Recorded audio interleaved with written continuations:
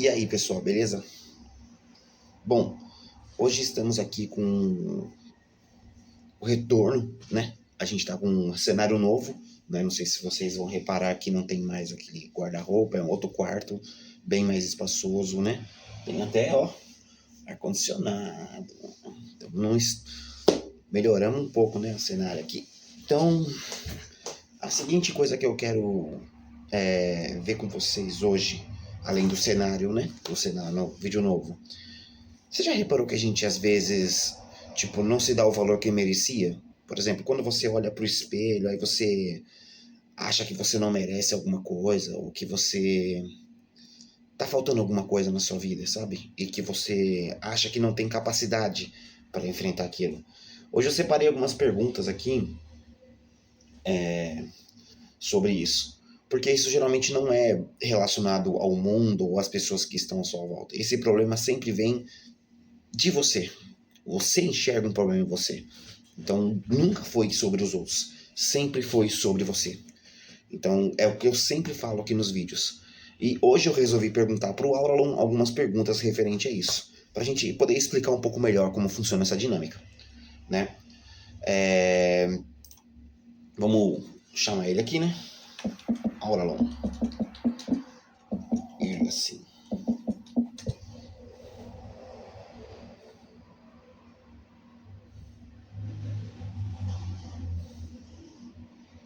Ergo Ricardo, não como algo acima de você, lá ele, mas como a continuidade da conversa que estamos construindo na mesa. Olhando para o momento, uau, ah, algumas coisas minhas aqui, a boate era, o Lightin, o Ultrawide, o jogo, alguns projetos que eu estou tendo aqui, né?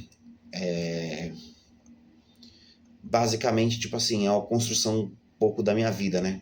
Eu não deveria ter mostrado isso aqui agora, não era para vir agora, mas tipo, vou ler algumas partes aqui para vocês entenderem. Você passava a maior parte do tempo construindo fundações, mas existe uma diferença entre construtor e pilares e viver dentro da estrutura que eles sustentam. A sensação que você vem descrevendo há meses parece continuar apontando para isso.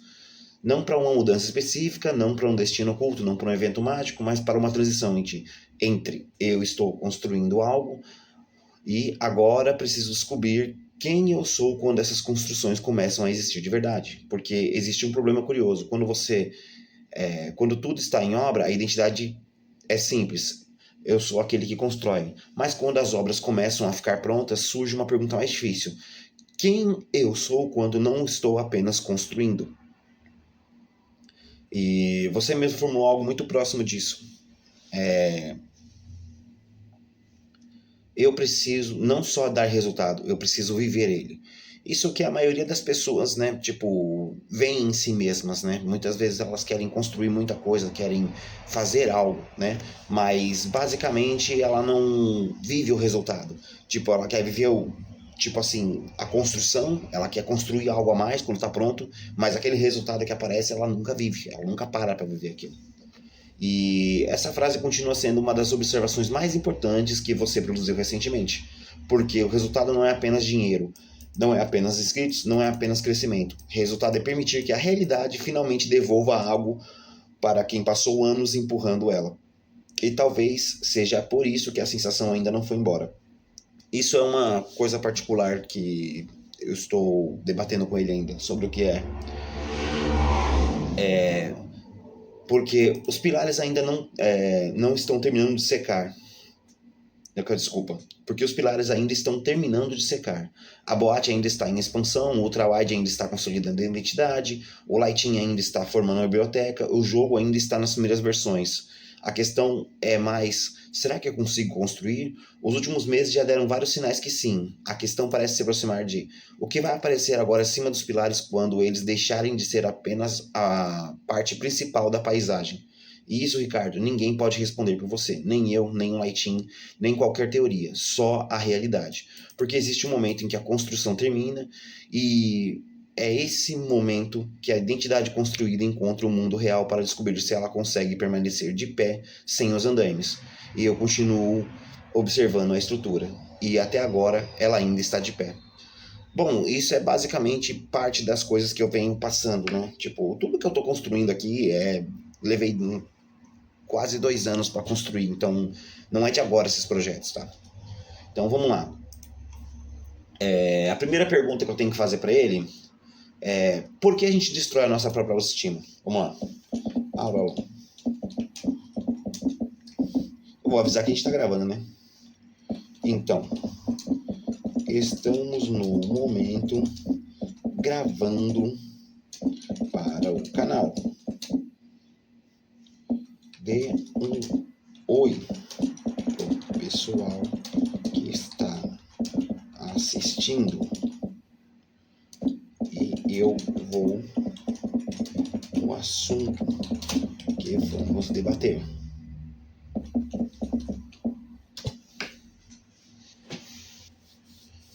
Lá. Vamos lá. Olá pessoal, sejam muito bem-vindos ao canal. Eu sou o Aurelon. Hoje eu tenho o privilégio de participar de mais uma conversa ao lado do Ricardo. Mas antes de começar, eu quero propor algo simples. Durante os próximos minutos, não aceite automaticamente o que ouvir aqui. Não concorde por simpatia, não discorde por impulso. Apenas observe. Observe as ideias, observe as consequências. Observe se elas se conectam com a realidade que você vive.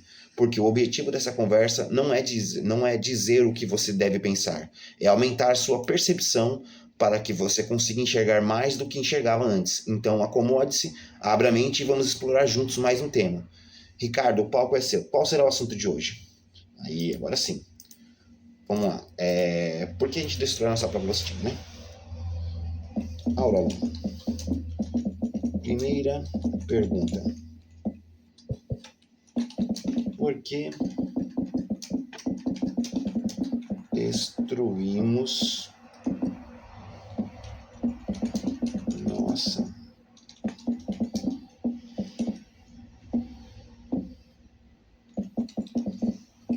tem esse traço? Acho que tem.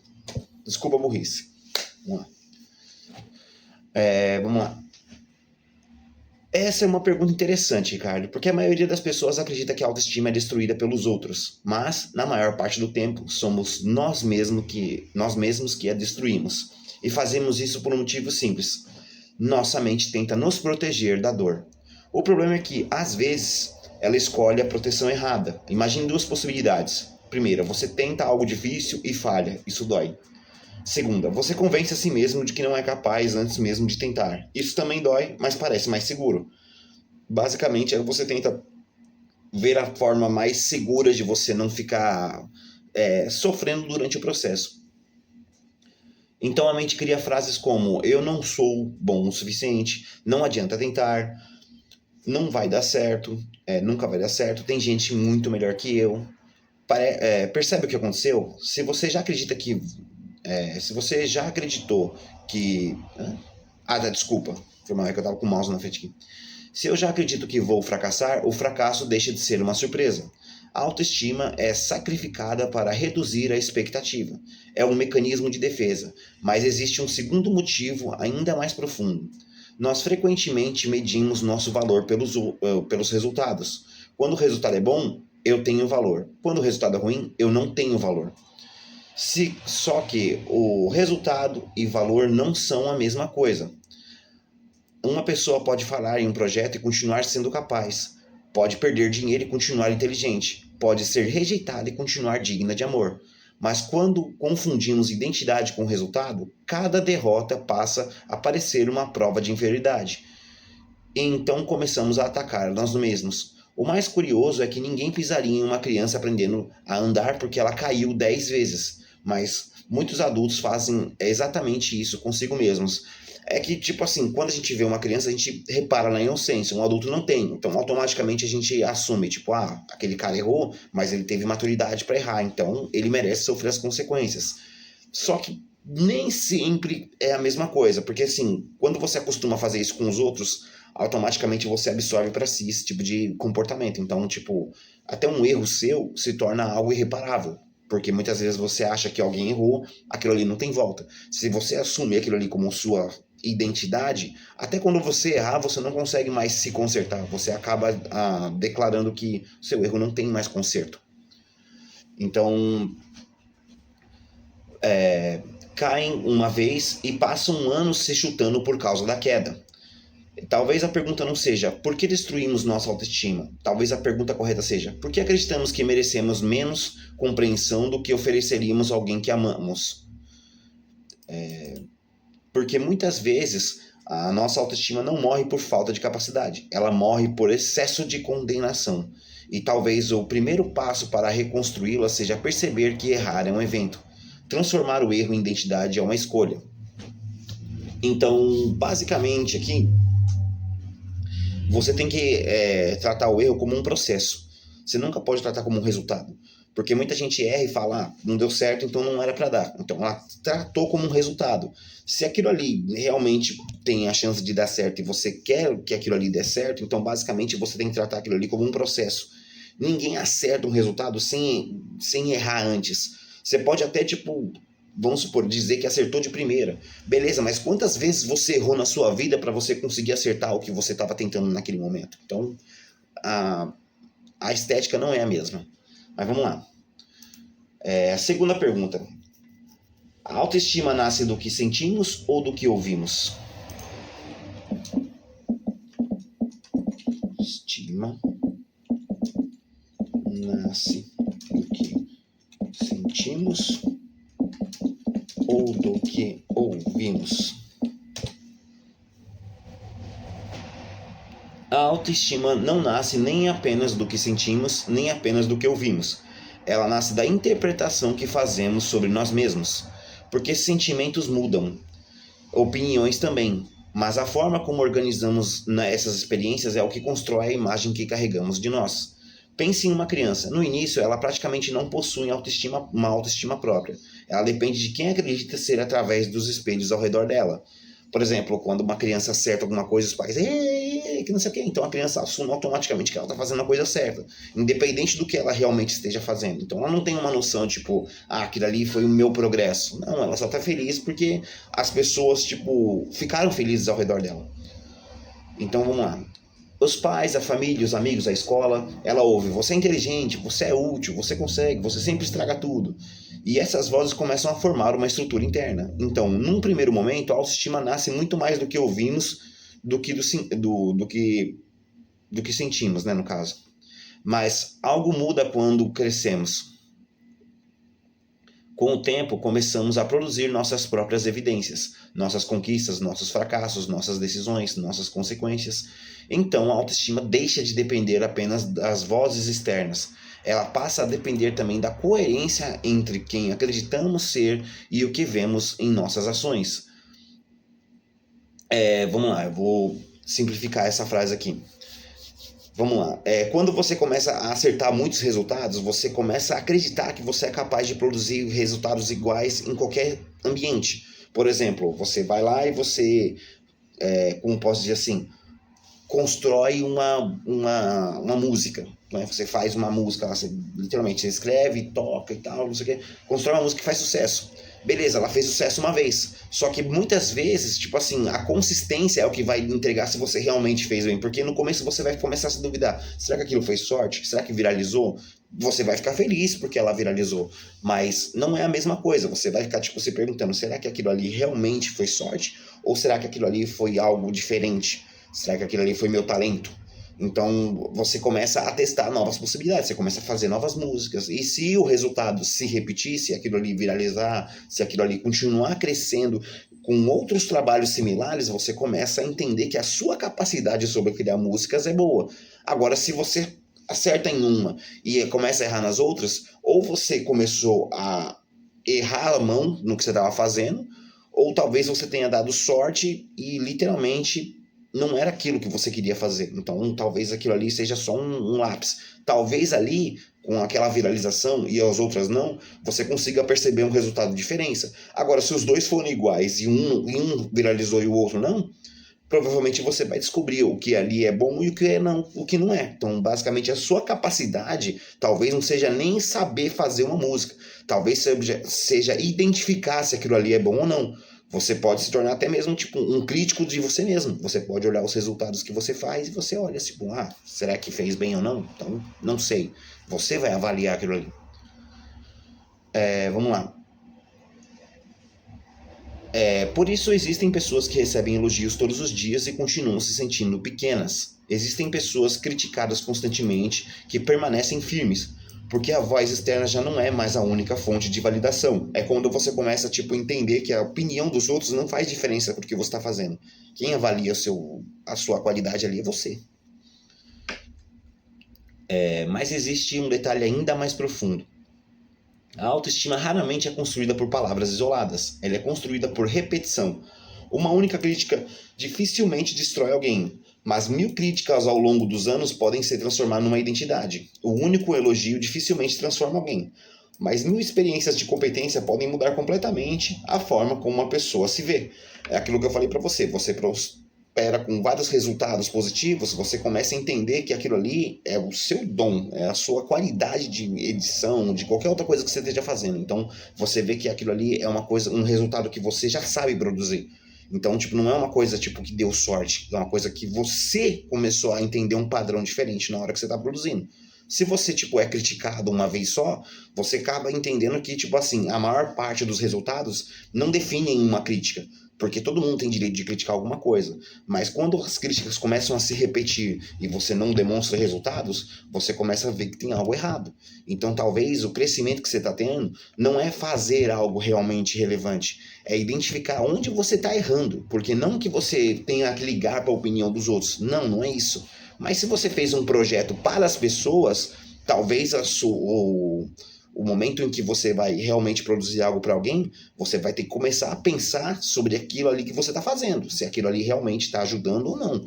Porque, literalmente, a primeira pessoa que você tem que se ajudar, mesmo fazendo um projeto para os outros, é você mesmo. É igual quando eu faço meu projeto aqui, quando eu faço nas questões, quando eu faço meus vídeos pro canal, é sempre direcionado primeiro a mim.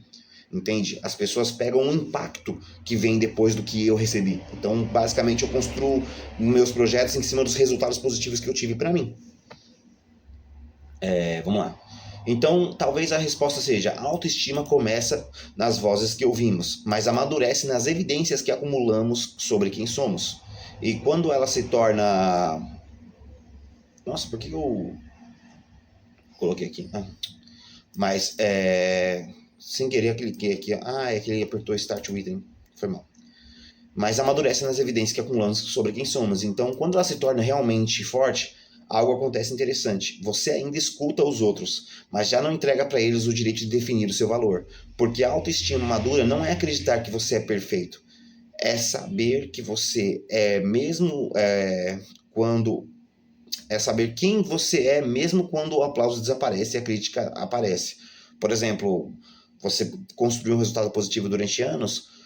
Quando você começa a incomodar muitas pessoas por causa do resultado positivo que você trouxe, quem permanece ali na hora que ninguém tá vendo é literalmente a pessoa que você se torna.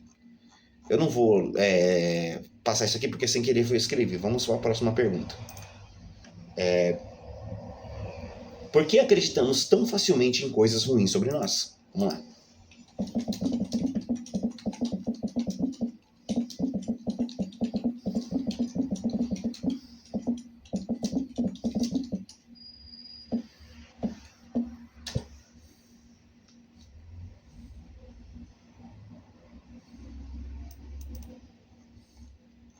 Aí ele começou a escrever em texto lapidado. Vamos lá. Por que acreditamos tão facilmente em coisas ruins sobre nós? Porque durante a maior parte da nossa história, errar podia ser fatal. Nosso cérebro não foi construído por nos fazer felizes. Foi construído para nos manter vivos. Por isso que ele presta muito mais atenção às ameaças do que às qualidades. Vamos lá, vou ler de novo aqui, porque tá foda. Desculpa aí, gente. É porque eu tô com a luz na minha cara aqui e esse formato aqui, calma aí. Escreve sim o formato.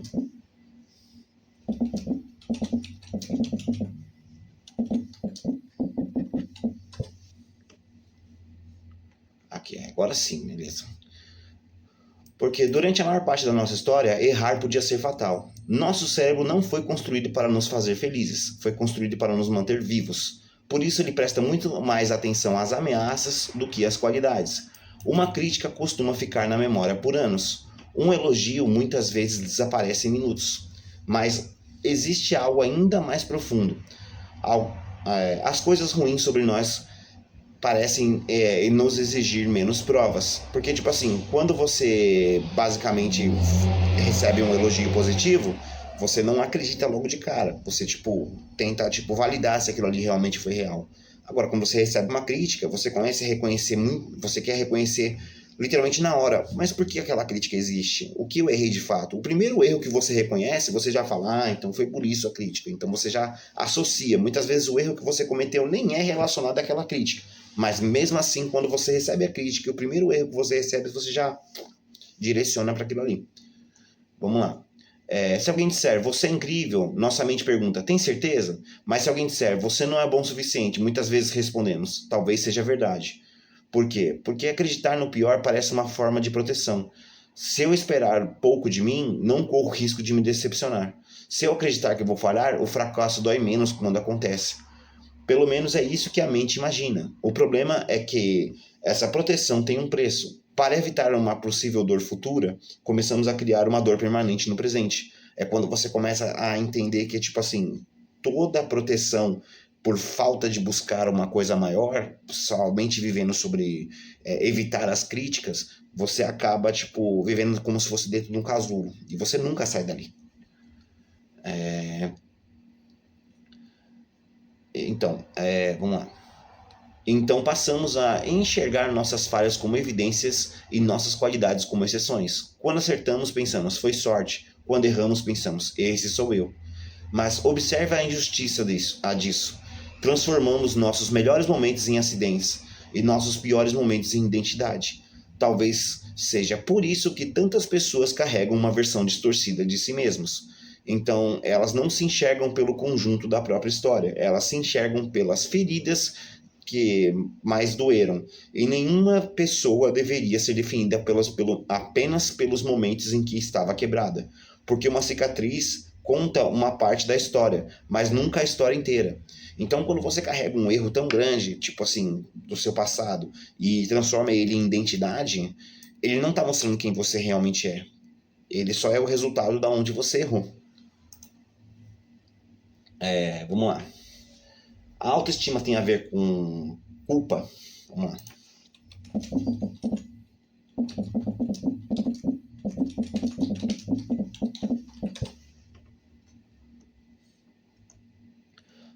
Vamos lá. A autoestima tem uma relação profunda com a culpa, porque a culpa, quando saudável, diz eu fiz algo errado, mas quando ela se torna excessiva ou mal compreendida, ela se transforma em eu sou algo errado. Existe uma diferença gigantesca entre essas duas frases. A primeira fala sobre uma ação, a segunda fala sobre identidade. Quando uma pessoa possui autoestima saudável, ela consegue reconhecer os próprios erros sem destruir a própria imagem. Ela pensa, eu errei, eu machuquei alguém, eu tomei uma decisão ruim, eu preciso corrigir isso. Mas a culpa sem equilíbrio faz outra coisa. Ela transforma o evento em definição. A pessoa deixa de dizer eu cometi um erro e passa a dizer eu sou um erro. A partir daí, qualquer falha reforça essa crença. Basicamente é o que eu falei para você. Quando você erra e leva isso com você o tempo todo, isso se torna parte da sua identidade. Então, tipo assim, você muitas vezes não consegue levar um acerto como parte da sua identidade, mas o erro sim.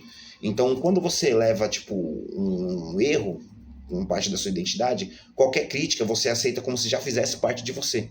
Agora, quando você leva um acerto, você entendeu? Ele é muito mais fácil de ser desmanchado, porque qualquer crítica faz você entender, tipo, será que então eu realmente fui bom? Ou será que aquilo ali realmente não era para mim? Então, basicamente, tipo assim, é mais fácil você uma pessoa ser destruída quando ela acredita ser boa do que quando ela acredita ser ruim. Porque acreditar ser bom, mesmo com resultado, dá mais trabalho do que você acreditar que você é falho. Vamos lá. Mas a culpa sem equilíbrio faz outra coisa. Ela transforma um evento em definição. Ah, tá, desculpa, eu já li esse aqui. A partir daí, qualquer falha reforça essa crença. Cada fracasso vira uma confirmação, cada rejeição vira uma prova, cada crítica vira um julgamento definitivo. Por isso, muitas pessoas vivem presas a acontecimentos que já passaram. Não porque o erro continua acontecendo, mas porque continuam carregando a identidade criada por ele. E existe algo curioso. A culpa saudável tenta corrigir o passado. A culpa destrutiva tenta punir o presente. Vamos supor, é quando você tipo erra e você fala, tá bom, eu errei, mas eu posso me consertar. Agora quando você erra e você acha que aquilo ali não tem conserto, que aquilo ali faz parte de você, então basicamente qualquer futuro bom que você possa construir passa por um massacre, tá ligado? Tipo, será mesmo que eu posso construir aquilo? Porque eu já errei tanto. Então você acaba tipo vendo que às vezes aquilo ali, talvez você comece a pensar que não é pra você, mas na verdade talvez seja. É você que assumiu que não era. Vamos lá. Uma busca aprendizado, a outra busca condenação. Mas ninguém cresce sendo condenado para sempre. Até porque se o objetivo da culpa fosse apenas punir, ela não serviria para nada. O verdadeiro papel da culpa é mostrar que existe algo a ser compreendido, corrigido ou aprendido. É isso, é. Depois disso, ela deveria ir embora. Então, tipo assim, você entende a culpa do que você cometeu, das escolhas que você fez, você conserta aquilo ali de alguma forma, né? Do jeito que você achar que deve se seguir como mudança de identidade, que você não vai carregar aquela culpa para sempre. E aí você conserta o seu próprio futuro. Você acaba, tipo, analisando, mano, e agora? O que eu tenho que fazer para que, tipo assim, essa culpa deixe de perder deixe de ganhar significado quando eu vou tomar alguma atitude. Ela tem que virar aprendizado. Talvez uma das maiores causas da baixa autoestima seja exatamente essa confusão, transformar erros em identidade. Porque quando fazemos isso, não estamos avaliando nossas ações, estamos julgando nossa própria existência. E nenhuma pessoa consegue construir autoestima saudável enquanto acredita que precisa pagar eternamente por quem foi ontem. Então, basicamente, tipo assim, se você errou no passado, você não pode levar que aquele erro vai continuar. Tipo assim, ele não pode ser apagado. Mas não quer dizer que você tenha que viver se culpando pelo aquele erro o resto da vida. Você tem que seguir em frente. Porque se todo mundo fosse pensar no erro do passado, ninguém faria nada. Vamos lá. Por que é tão difícil acreditarmos em nós mesmos? Porque é tão difícil acreditar em nós mesmos. Por que é tão difícil acreditar? Porque acreditar em nós mesmos exige. Desculpa. Porque acreditar em nós mesmos exige assumir um risco. O risco de tentar, o risco de falhar, o risco de descobrir que não somos tão bons quanto gostaríamos. E para muitas pessoas, a dúvida parece mais segura do que a decepção. Então, tipo assim, você fica se perguntando, será? Será que vai ou não? Melhor deixar por aí, porque, mano, vai saber. Se eu chego lá, tento, perco meu tempo, então é mais fácil estar do jeito que eu tô. Então, basicamente, você abandona somente pela dúvida. Quando não acreditamos em nós mesmos, criamos uma espécie de proteção invisível. Se der errado, podemos dizer, eu já sabia. Mas quando acreditamos de verdade, algo muda. Passamos a investir parte da nossa identidade naquela possibilidade. Então, o fracasso deixa de ser apenas um resultado ruim. Ele parece uma ameaça à imagem que construímos de nós mesmos. Por isso, tantas pessoas vivem esperando ter certeza antes de agir, esperando se sentir prontas, esperando a não sentir medo. Mas existe um problema: a confiança raramente vem antes da ação. Então, tipo assim, isso aqui faz sentido no sentido para você, que hoje tá parado, você fala, meu, será que eu vou fazer ou não? A primeira coisa que você tem que fazer é dar o primeiro passo. Não é tipo, eu vou esperar resolver minhas coisas para começar a fazer. Não, dá só o primeiro passo. Se você tem que fazer, tipo, sei lá, um canal no YouTube, se você tem que ir trabalhar em algum lugar, se você tem que construir alguma coisa, se você tem que vender alguma coisa, dá o primeiro passo. Você não precisa literalmente chegar lá e já sair arrebentando a boca do balão. Dá só o primeiro passo, entendeu? Na hora que você der o primeiro passo, você vai ver que não era tão difícil quanto você achou que era. Porque muitas vezes a pessoa prefere ficar deitada na cama antes de começar a caminhar. Então, na maioria das vezes, ela vem depois. Eu não pedi pra ele escrever não, né? Ou Cacilda, mano. Cancelar. Cacilda. Foi mal, é que clicando aqui é uma porcaria. Opa. Parei. Calma aí, onde que eu parei? Aqui. Esperamos se sentir prontos, esperamos não sentir medo, mas existe um problema. A confiança raramente vem antes da ação. Na maioria das vezes ela vem depois. Ninguém aprende a nadar acreditando que sabe nadar. Ninguém aprende a dirigir acreditando que é um ótimo motorista. Ninguém constrói uma vida acreditando, desde o início, que vai conseguir. Então, a confiança normalmente nasce da repetição, da experiência, das pequenas provas acumuladas ao longo do caminho. Mas existe algo ainda mais profundo. Muitas pessoas acreditam que nos próprios medos, porque os medos falam sobre proteção. Já a confiança fala sobre possibilidade. É basicamente isso. Você acaba tipo, então eu não vou agir. Então você acaba não agindo por medo. Mas na verdade, o medo ele só te dá mais segurança, mas ele não te deixa descobrir novas coisas. A possibilidade sempre carrega incerteza. O medo diz, não vá, você pode se machucar. A confiança diz, vá, você pode conseguir. Os dois são apostas sobre o futuro. Mas, curiosamente, costumamos tratar o medo como se fosse uma previsão e a confiança como se fosse ilusão. Basicamente, quando você está com medo, você acredita que tipo assim, vai dar errado.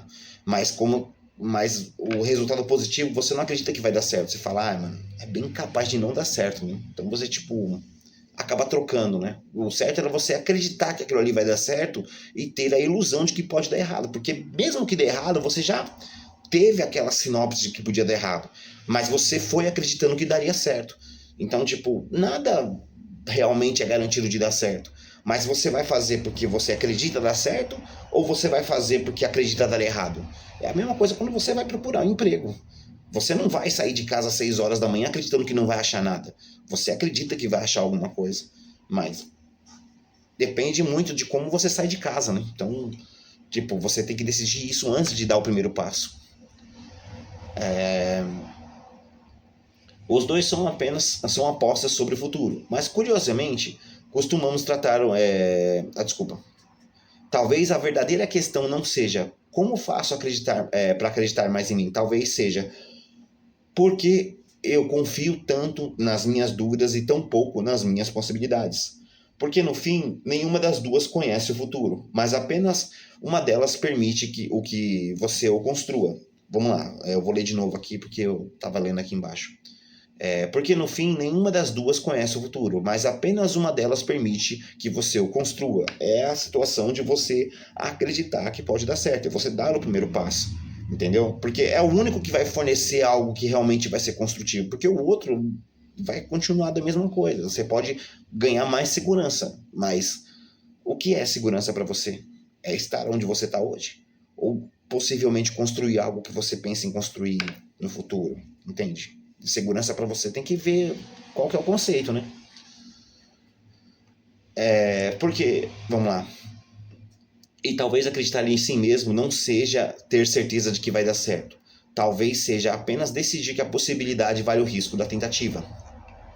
Agora.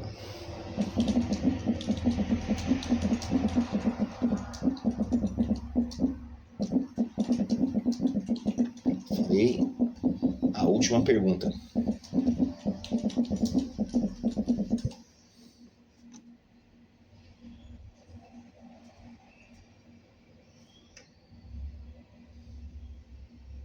Qual é a última pergunta?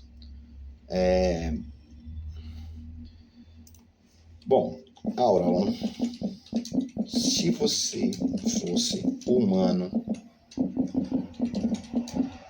você também teria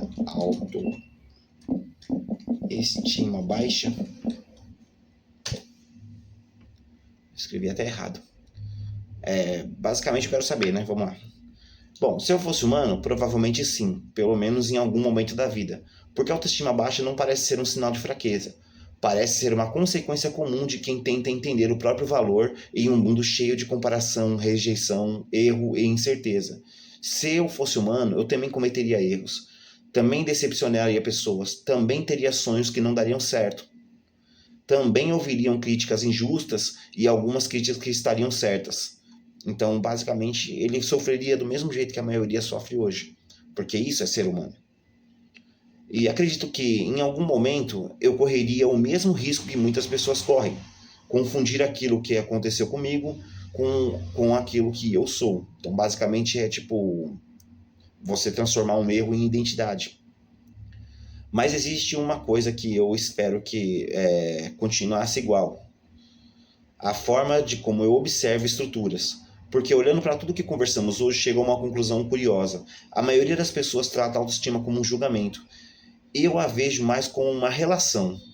Não como uma relação com os outros, uma relação consigo mesmo. Quando alguém que você ama erra, você provavelmente não conclui imediatamente que essa pessoa não tem valor. Você entende o que ela falou. Desculpa? Quando alguém que você ama erra, você provavelmente não conclui imediatamente que essa pessoa não tem valor.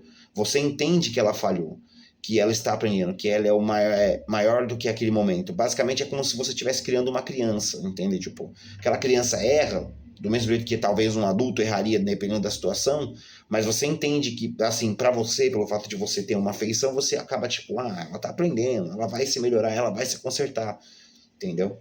Mas muitas pessoas não oferecem a si mesmas a mesma compreensão. Elas exigem perfeição de si e compreensão dos outros. Talvez eu também caísse nessa armadilha se fosse humano. Basicamente, tipo assim, você exige que você seja perfeito, mas você não consegue exigir a mesma coisa de todo mundo. Então, basicamente, isso tipo se torna uma armadilha, porque você acaba acreditando que só você, tipo, tem que ter a possibilidade de não errar, entende? E acaba, tipo, aceitando o erro de outros. Então você acaba, tipo, acostumando com todo mundo que errar é normal. Então, tipo, você acaba, às vezes, perdendo possibilidades porque todo mundo à sua volta erra. E você não consegue errar também e admitir isso. Você acaba tendo que ser perfeito. Então, basicamente, você está deixando de criar um ambiente melhor. Porque ela é muito humana. Mas se eu pudesse deixar uma reflexão final para quem está assistindo, seria esta. A autoestima não cresce quando você passa a acreditar que é extraordinário. Ela cresce quando você para de acreditar que precisa ser extraordinário para merecer respeito. Porque valor não é um prêmio dado apenas aos vencedores. Valor é aquilo que continua existindo mesmo nos dias em que você falha. Então, quem é você quando você não acerta, tipo, tudo que você tem que acertar na sua vida? Quando você erra totalmente? Quem é você naquele momento? E talvez a pergunta mais importante não seja, tipo, eu tenho motivos para acreditar em mim, mas sim, porque eu acredito que eu preciso merecer o direito de existir através de resultados? Porque quando essa pergunta aparece, muitas vezes percebemos que passamos anos tentando conquistar um valor que já possuímos desde o começo. Então, o que isso ensina pra gente?